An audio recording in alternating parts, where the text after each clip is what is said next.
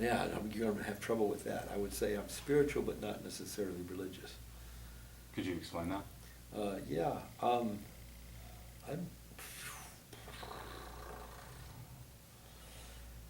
yeah, I've been doing Tai Chi Chuan, which is a Chinese martial art kind of thing, and I like the Taoist kind of perspective on that.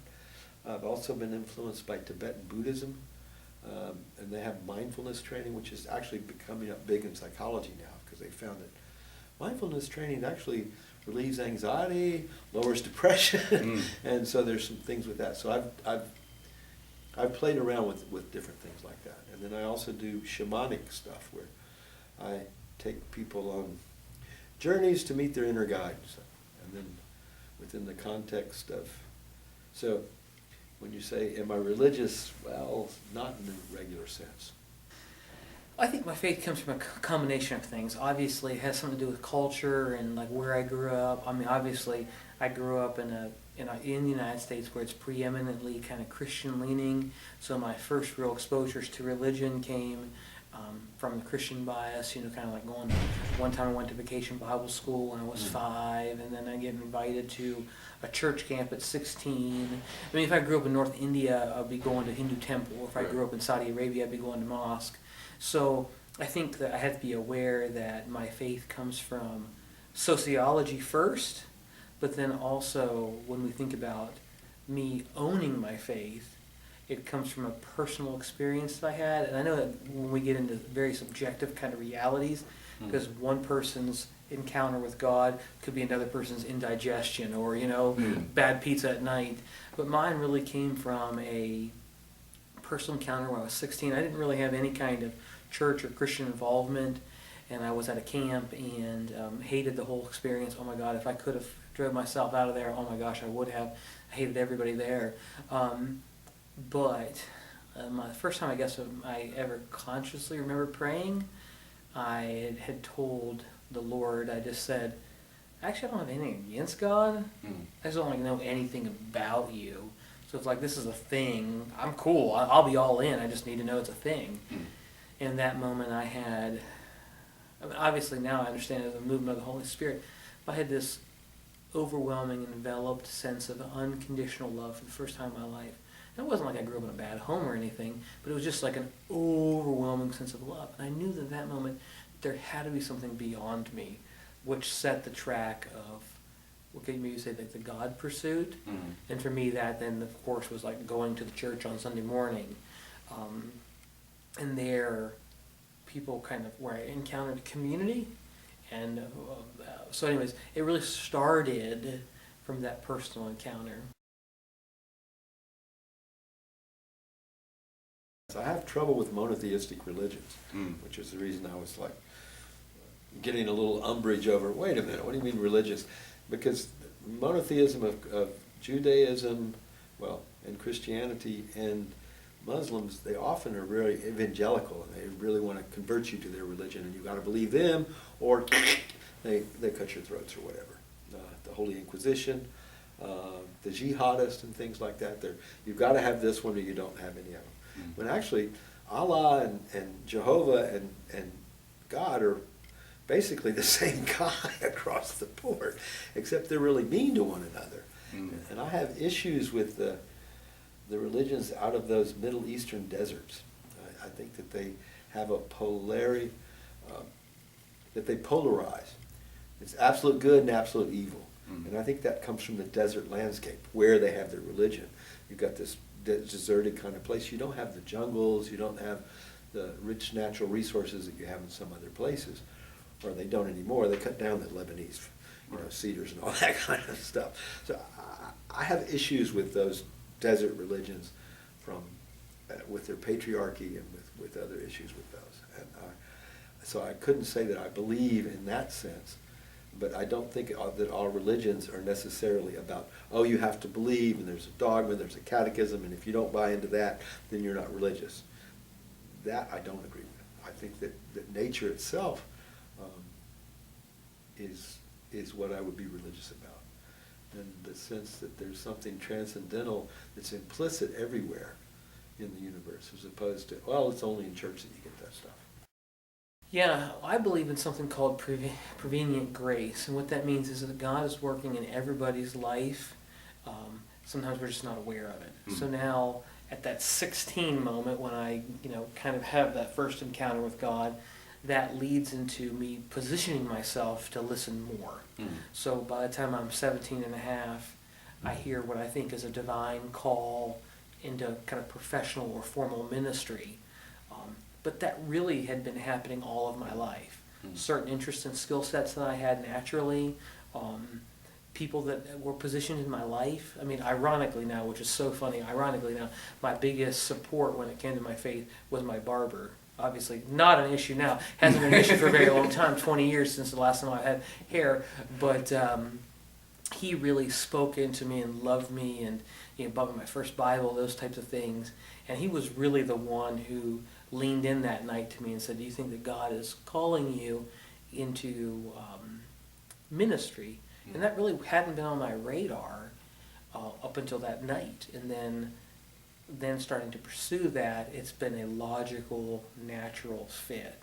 It's kind of like when you see like Jesse Owens run or LeBron James play basketball, and you say, like, they're designed to do that. I know for me, I'm designed to be in kind of the clergy role. Yeah, no, I think they're very judgmental. That's part of my issue with those religions, is that you've got to believe in that way or you're going to hell. Do you think that it's everyone who's judgmental, like some No, Christians? no, there's a few Christians who are Christian. I mean, no, I have issues with Christians being hypocrites and not being really Christian. Right. I like to quote Gandhi on this. He said, I like your Christ, I'm just not so sure about your Christians. Because the idea of Christ, if you're following in his way, yeah, that makes sense to me. Mm. But Christians have not necessarily been known for their really Christian behavior. I can cite the Holy Inquisition here. Nobody expects the Holy Inquisition in terms of torturing women and thinking that they were witches and stuff. I think that's just misogynist, sexist Catholic priests who never got any. Mm. And that's why they had to examine them naked to make sure that they didn't have any marks of the devil and a mole or a scar.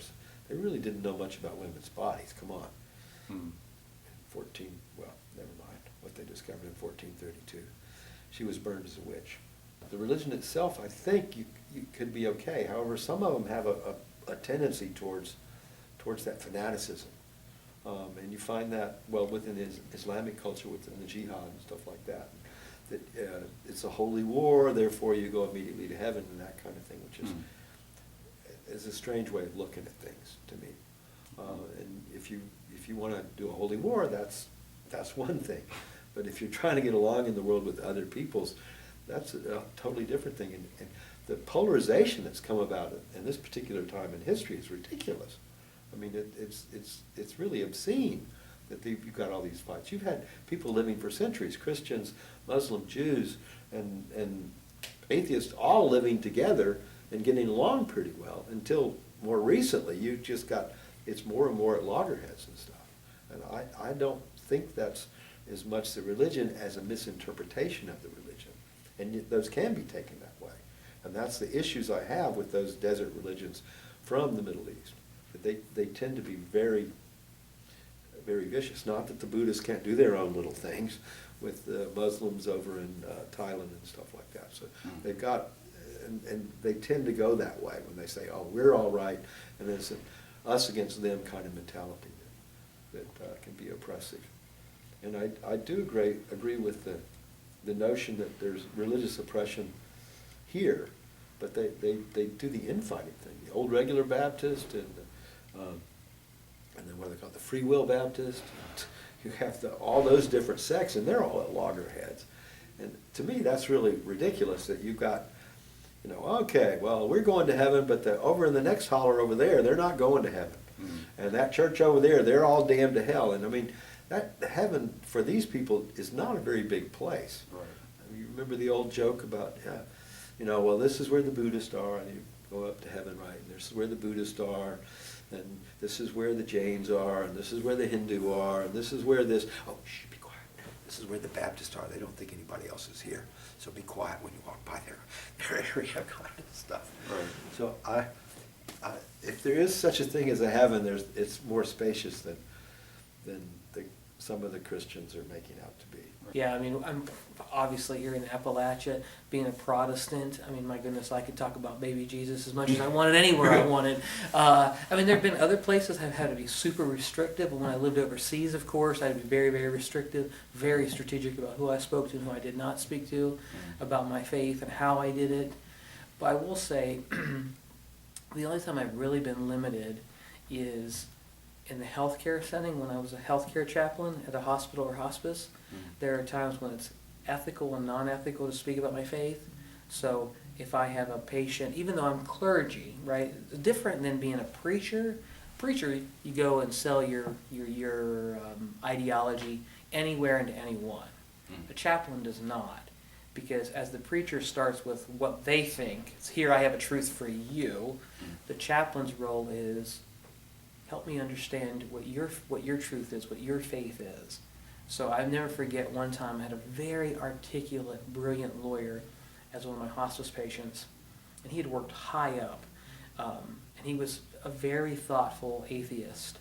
And on our first visit, he said, here's where I'm at. The whole God thing, don't believe in, don't buy, I think it's all myth, fairy tale. It's been used to do a lot of damage to people.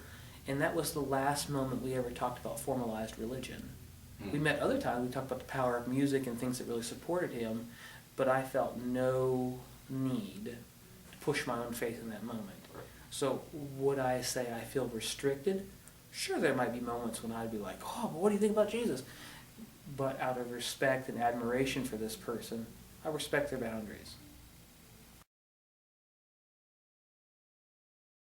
Within the context of students At Pikeville. at Pikeville, Right. I think they open up to things that they haven't ever opened up to before, is what I've noticed. Students, especially if they're gay students who are just starting to come out and things, they've had issues with that kind of thing in their families half the time. They can't even tell their families. If they come out to their families, they get ostracized and stuff like that. But when they get here, they go, oh no, there are people who accept that. Being gay is not a choice you're going to make. Oh yeah, I think I'll be gay and catch AIDS and get murdered by some homophobic guy. No, you don't actually have a choice about that. I think it's congenital. You're probably born that way to start with. And there's as a psychologist anyway, that there are things that they have found that, yeah, it's pretty definitely that way. The psychologist since 1973 has said it's not a mental illness, and it's not a matter of choice.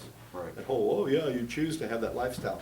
Oh, I mean, not in our culture, as homophobic as it is, that's not going to be true. But at the Gay Pride rally that we've had twice now, this is the second year they've had it, and it's a really nice thing in the park where you have all these, and the drag queens are hilarious, and people get along in it, and it really helps some of my students because I gave them extra credit to go to it and stuff, and they're like, they've been scared to the year before, and then they went this year, and it was like, oh, this is not unacceptable behavior to a large portion of the population. That's good, and opening students up, that's our job as an institution, I think, is to help people to realize that some things they thought were weird are not that weird. Yes, I do, and here's why. I think one of the myths about Gen Zs or millennials or boomers or whatever generation we're talking about is that people aren't really naturally open. I don't buy that. I mean, I think the rise of white supremacy is total evidence of it. People are like, I got no prejudice, but I hate those people. You know what I mean? Like, I see it in my classes all the time. I'll give you an example. I introduced a book this semester called God Can't. It was intentionally marketed to be one of those books you see on your shelf and you're like, what the crap is that, right? And so many of my students either didn't recommend the book because of the title, and here's why. They said, I would never recommend this book because I know my mom or dad or grandma or grandpa or church members would be offended by the title. And I think about, if we live in such a closed system where a title of a book is going to cause offense, we got a problem, right? Because and I'm guilty of this too, oftentimes I forget that your opinion and your thoughtful opinion isn't a personal attack on me, right? If you came to me and said, Rob, you know, like, I just can't stand the Ohio State Buckeyes. I just think they're terrible, they're overrated, blah, blah, blah. I don't need to be personally offended by that. I'm like, okay, you know. So, and I see it in the classroom a lot when we start talking about differences. And students will say, well, you know, those people. I'm like, we're talking about Muslims, right? No, you know, those people. And I'm like, oh yeah, a religion of 1 billion people where people are very committed and thoughtful, you know. It's called for me, it's the arm cross moment. Right? You're talking about something, and then I do this. Like, I'm done. Like, I'm checked out. I don't care what you have to say anymore. And I see it a lot. So I always think about my students who are religious minorities. Let's say they come from a Wiccan perspective. They get a lot of snickers. And people, I mean, here in Central Appalachia, people are polite to your face, very friendly. But they will, you know, they do, like, I'm going to become your friend because I'm really concerned that you're actually hellbound. I'm going to become your friend only because I want you to change your religion. I don't really, honestly, for a lot of people, they don't really care that you have this belief. It's all about bait and switch, right? That drives me crazy. I get it, but that drives me crazy. So I think that, long answer to come back to your short question, yeah, I don't think that we're still very open, and maybe it's because, for me, openness means genuine interest to learn more. I rarely see that. We might tolerate people. I think tolerating things is as bad as apathy, honestly, because what I want is to be able to lean in and say, you know, that's a really unique perspective. It's different for me. I'm very interested to learn more. So maybe, like, when you encounter someone who, say, I'm a Christian, and you're encountering someone who may be Islamic, what do you do? Hey, you're just like me, and I'm just like you. I think students, I think that they pick up on that because you get exposed to all these different people. Okay, you get exposed to people from completely different places, and once you start getting exposed, you're going, oh, they are kind of like us, and that exposure is really good, and that goes for racial situations as well. That they're exposed to different races, to a diversity of people from different kind of places. You're not all at the same head of the holler anymore, and you kind of get a sense of, oh, you don't have to be related to everybody to get along with them. Sorry, I'm overstating the stereotypes of that. But I've been living here for 29 years, and I'm still, you know, when people see me and they talk to me a minute, they go, "You're not from around here, are you?" kind of thing. I say, well, no, but I've got 2 kids who've been born here. I've been here for a while, so I do have some sense of what Appalachia's like. And I like Appalachia. I think it's a really beautiful place, but you got to be careful that you don't just let the coal companies or whatever roll right over the top of you, because that's what they've done in the past. And there is a bowing to authoritarianism around here that I find appalling. And people really love this land, and then sometimes they will let it get just completely exploited. And that exploitation of the land is, you got a place here where it's easy to live if you just don't mess it up too bad. Mountaintop removal is not a good plan. Yeah, I love that question. I would challenge, and what I would say is, I don't want accommodation. I want people to lean into new ideas. So, for example, practice a day of fasting for Ramadan, or go to Good Friday service with your Catholic friends. Lean in and believe that, for me, the fundamental truth and a claim that I believe is that God is truth. So wherever you encounter truth, so that may be in a beautiful mathematical formula, if there's such a thing, or some kind of thing in biology, wherever you encounter truth, you encounter God, because God is truth. So rather than being suspicious, and rather than just accommodating, because I feel like when I use the word accommodating, it's like, hi, I'm going to put this on the shelf. I'm going to clear a little part of my shelf. I'm going to put you up there. I'm going to accommodate you, right? Right. I would really like to put people in the center. So my Wiccan friends, and I would like to say, man, if you're interested, I would love for you to help me learn more about this. Why is this so critically important to you, and how do you discover truth? So don't be afraid. Lean in. Be open. And if God is the expansive creator of everything, right? From the aardvarks to the stars. If God is this creator, then maybe we should think that God is not so fickle that God is going to doom you or punish you for making space for somebody else.